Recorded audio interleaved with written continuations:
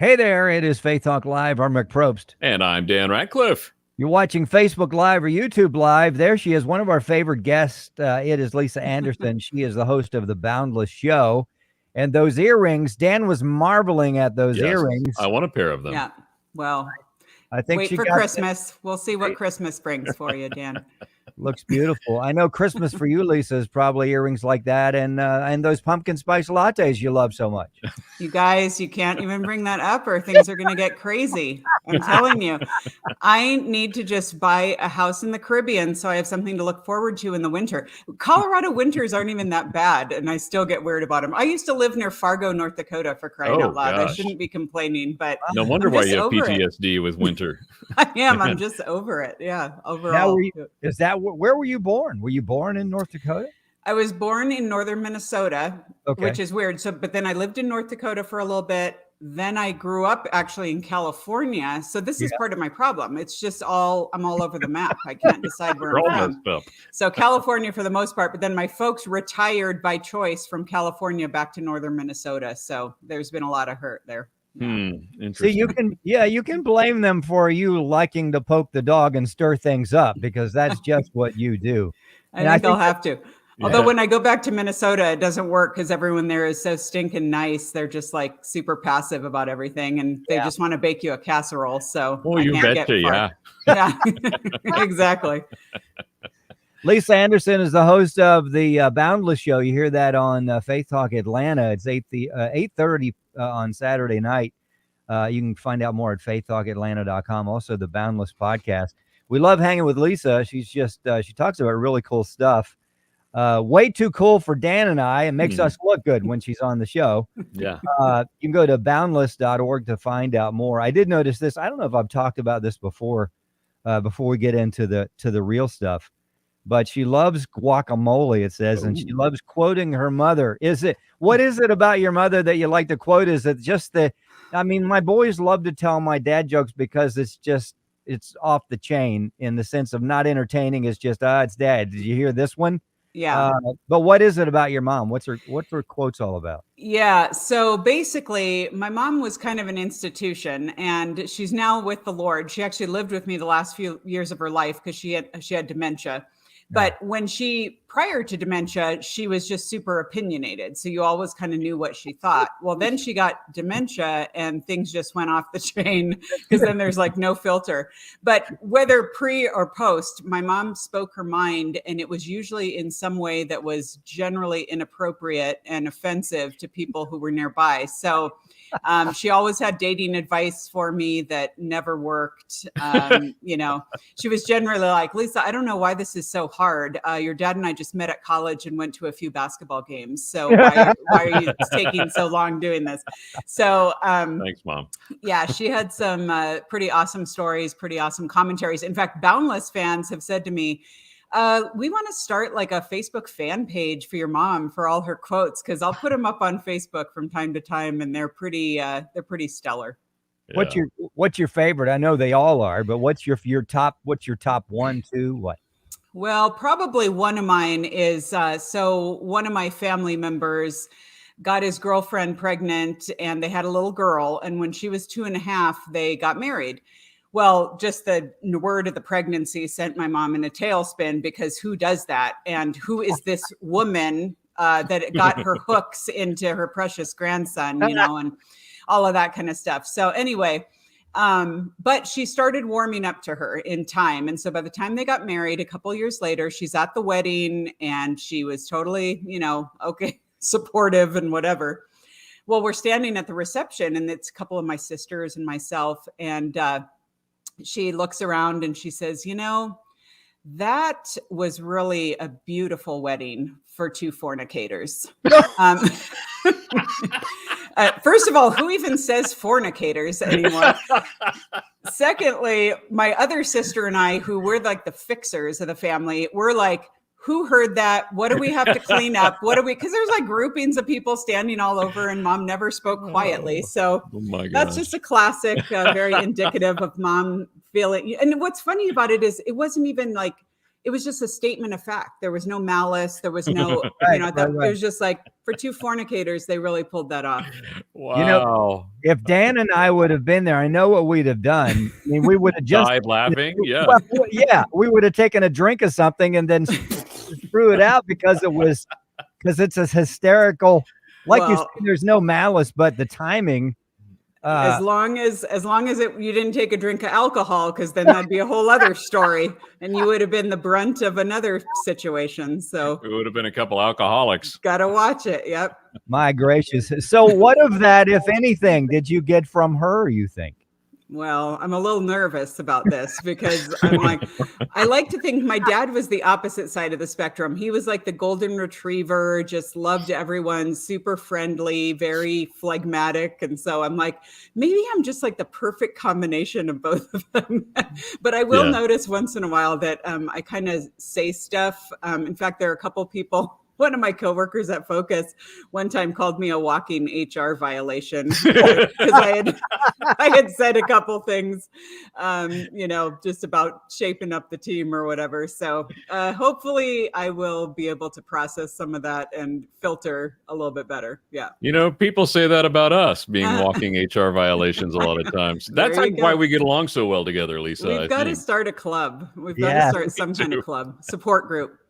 Yes, indeed. Frankly, I'm surprised we haven't been run out of the city limits. But we've had the show now for 7 years. I don't know what's going on. Lisa Anderson. Nobody's listening as far as corporate wise, so they don't know. They're all offended, probably. Yeah. When we talked to, and I may have said this before, we've interviewed John Fuller many times, and he talks highly of you. He loves the show, and of course, we love the show as well. And I love what you've done, and not only the content, but just the sound. Dan and I, production guys, so we know that what sound is and what it takes. But it's so good. But we love hanging with you, Lisa Anderson. Check out the Boundless show. And Dan had mentioned before we started, because Lisa wanted to know, hey, what are you going to talk about? I said, well, I don't know, just whatever, because we just talk. Huh? We just like talking. That's good. But you said something about what was that you asked her? You were talking about being able to disagree with others on cultural issues without losing your mind, your faith, or every friend you've ever had. Yeah. And boy, with everything you read, I can't even get on news websites or Facebook hardly anymore without just going So how do we do that, Lisa? Well, the first thing is just never touch social media again. Yeah. Yes. I don't know. I need to figure out how to do that. Here's a self-disclosure.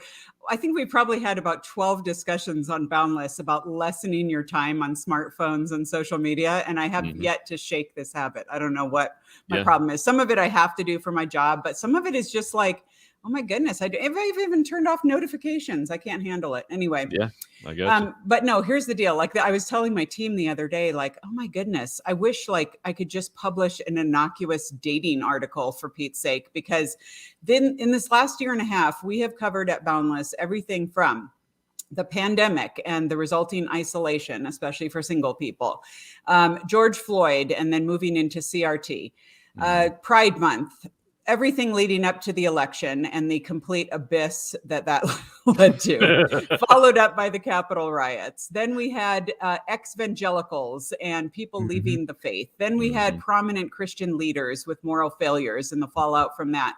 I mean, I'm just like so over some of this and having to cover it. It's just craziness. So, but we've had this conversation because I feel like, especially now at Boundless, we have, a solid swath of millennials. That's kind of our bread and butter in our audience. But now we have Gen Zers coming into the mix. And both of those generations tend to be much more erring on the side of, just follow your bliss and speak your truth and all this kind of stuff. So we're having to inject into them kind of this idea of like, well, actually, there are some absolutes and you need to know how to take a stand for what's right and all that kind of stuff.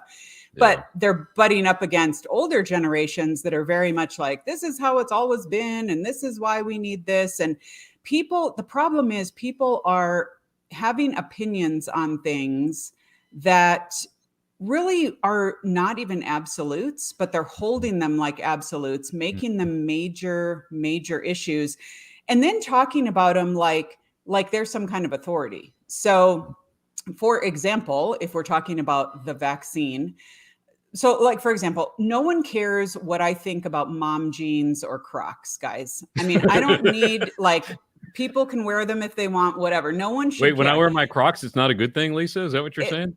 It's debatable. I think, you've got to, you do you, Dan. Okay. It's okay. Yeah, on that front. I'm not bringing up my mom jeans. I But just Yeah. right up front. But then, like, when it comes to the vaccine, for example, no one should care about my opinion on the vaccine. I'm not an immunologist. I'm not an expert on this. I didn't develop the vaccine, whatever. But everyone expects me to weigh in with like a hot take on this. Like, I know anything about anything. And, for my own decision, yeah, I asked friends from both sides of that issue to give me stuff. I watched a bunch of videos. I read a bunch of stuff. I had to pull the trigger, make my decision. What am I going to do? Mhm. But just the fact that people are like the crazy memes that are out there on social media, just the fact and then people like kind of weirdly over spiritualizing it. Like I saw one guy post, well, I have the alpha and omega, so I don't have to worry about the delta. I'm like, obscure references, like, yeah, let me tell all my non-Christian friends that, because they're going to get that. Yeah, it's just like, what in Yeah, the yeah. world? But we're acting like we're so knowledgeable and erudite about everything. It's ridiculous. So Wow, that's crazy. Lisa Anderson, host of the Boundless Show.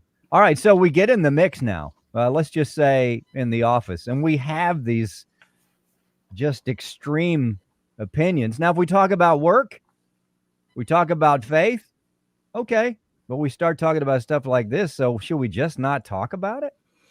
I think you got to kind of see who you're talking to and kind of make a decision based on that. Some people on some issues can totally tread into spaces and be good listeners and active listeners and be like, I'd like to hear your position on this. And, you think this is where I feel like boomers and others should be able to serve us, because you think of us several generations ago, you just knew your neighbors and hung out with your neighbors because they mowed their lawn next to you. You probably went to PTA meetings, you played bridge on Fridays, whatever.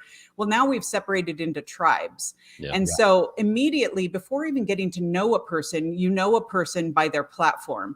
Yeah. And because they've stated some slate of positions, like they're a politician who's running for office, and you're going to judge them based on that. And whether or not you can hang out with them based on that. And so you've got your whole little tribe that you're willing to hang out with, and you all just pat each other on the back for your shared opinions. And so even at work, and this is funny because yesterday I actually did this experiment at work, and I made people take a 10-question quiz stating true, false, their position on pretty divisive issues, everything from the vaccine to the election to homeschooling versus public schools versus, which at Focus can get crazy stuff. And it was fascinating. Then they had to swap papers, so it was anonymous, and then stand if their paper that they ended up with said true on a certain issue, as I called that issue out. And there were things that, shockingly, even for an organization of supposed like-mindedness, people differ on. And so it was just interesting to see, even as one of the ladies said afterwards, she didn't even want to stand up for a position that wasn't her own, even though everyone knew it wasn't her paper. She's like, I don't want to stand up for this. That's not my opinion. And I'm like, okay, simmer down. Calm down. Yeah. So I think what it comes down to is people end up kind of on a continuum, and they trend towards either being bullies or martyrs. And you've got to decide where, first and foremost, what are your triggers? For some people, it's going to be more political stuff. For some people, it might be talking about religion. For some people, it might be things related to, their kingdom. So their family, their kids, people can get crazy about their kids.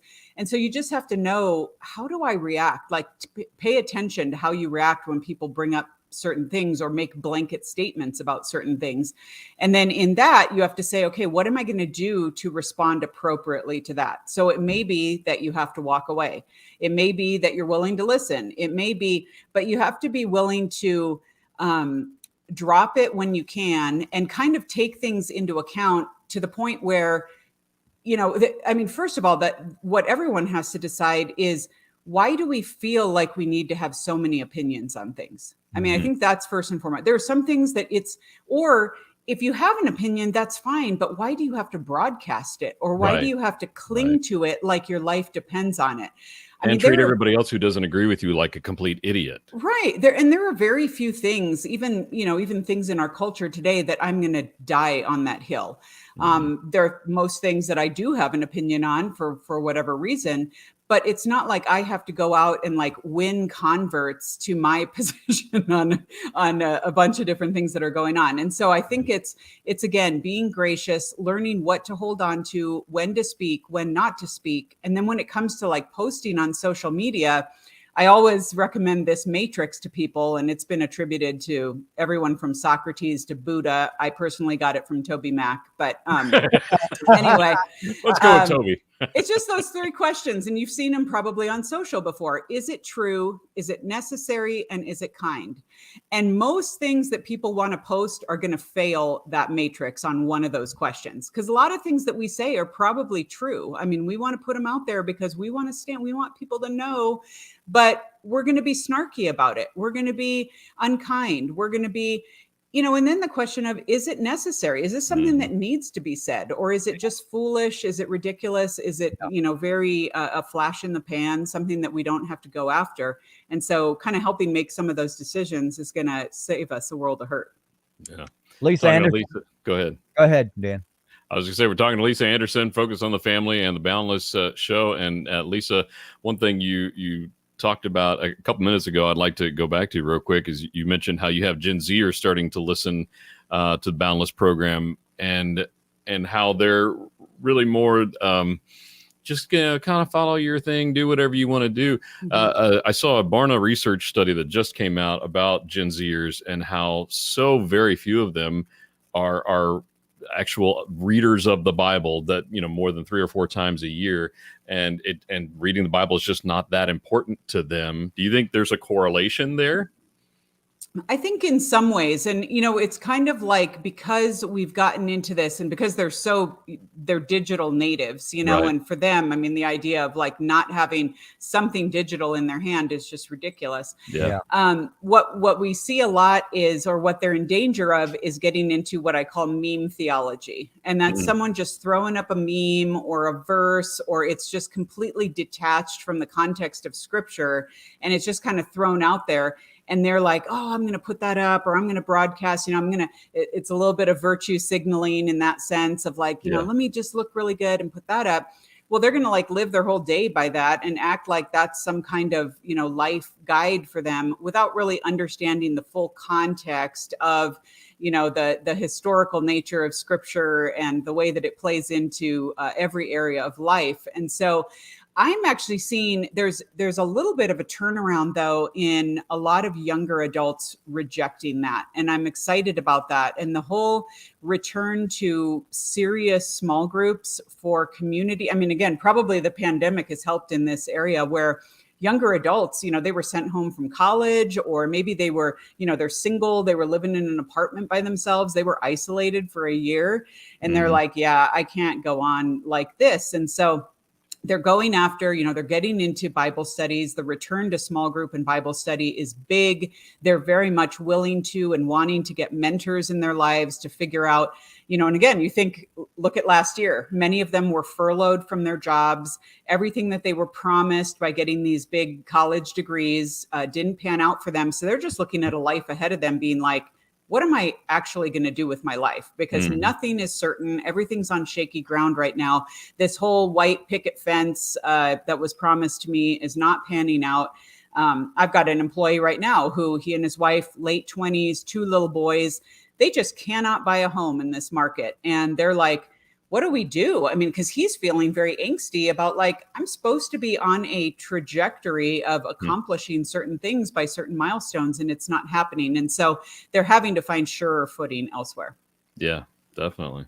Good stuff. Lisa Anderson, The Boundless Show. Check it out. Go to boundless.org. I had a picture of, she was talking about voicing your opinion. I just can't see Lisa on a street corner with a sign with a pumpkin spice latte with a red circle and a slash through it. I mean, that's her opinion. Is it the pumpkin or the spice that you're against, Lisa, or is it the combination of the two together? Or what? I think it's there's 2 things I'm against. One is when you see the pumpkin spice latte, and I'm just going to call them out, Starbucks. Yeah. Okay. It is like it looks like it looks like something that came out of Chernobyl. The syrup for it is not natural. So I'm just railing against that for one thing. The other thing is someone told me, you guys, this was like mid-July, and I actually was in a conversation with someone and they were like, oh, this summer went by so fast. I am like, it is the middle of July. You are dead to me. Stop saying that the summer is over. And all these people like getting excited about pumpkin spice latte in August. I'm like, you will have your time. Your time is not now. Okay, so stop it.